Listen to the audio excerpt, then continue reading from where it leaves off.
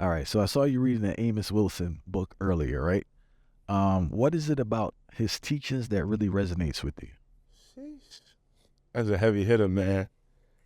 Baba Amos Wilson, Dr. Amos Wilson, for me, in these last 2 to 3 years, is my premier scholar, I would say.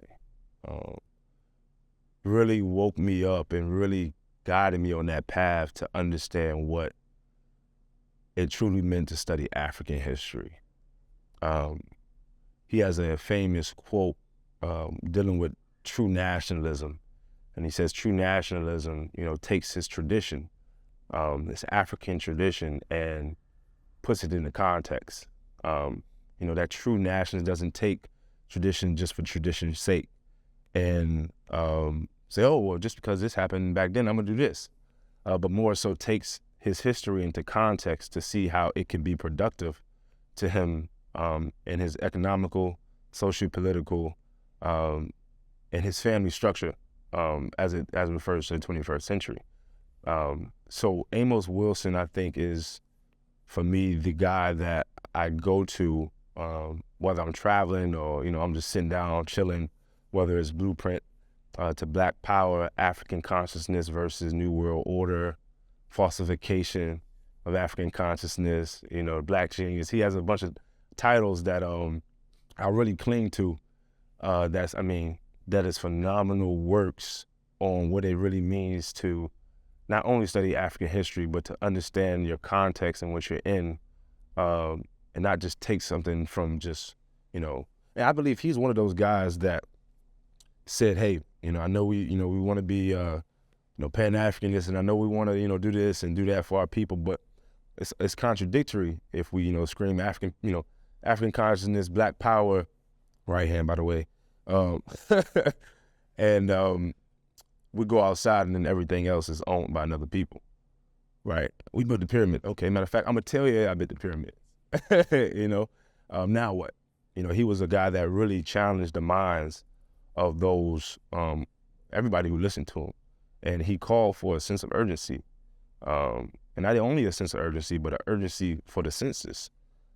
He called for urgency for you to change and control your environment, what you smell, what you drink, what you see, what you take, what everything that you hear, your music. He hit on it all.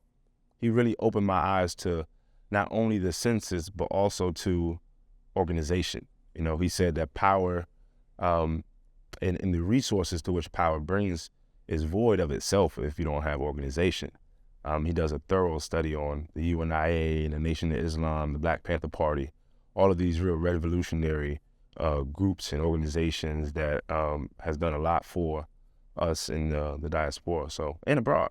So, How were you exposed to his works initially? that's a great question. How was I exposed to Amos Wilson? You know what? I was exposed to Amos Wilson by Mwalumi Baba Baruti. My brother, he's still alive. He's out of Atlanta, and he has about 30 plus books out.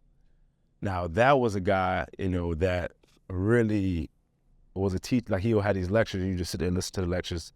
He was a guy you had to pay for his lectures. He'd give you a little clip on YouTube, but you had to, go pay for his. But that's a scholar that I would love for people, at least young brothers, to really get into. We got books called Identity, Complementarism, or Complementarity. Really, that book, I think, for me, was the first book that I had ran into with him, speaking about the family structure of male-female relations, which is very huge in this revolution. When they say that the revolution will not be televised, it's speaking of the mind, but it's also speaking of this internal system into which the family must grow. If we're talking about a Black family and we're talking about the rise of our nation and our people, then it starts truly with self to family to community to nation.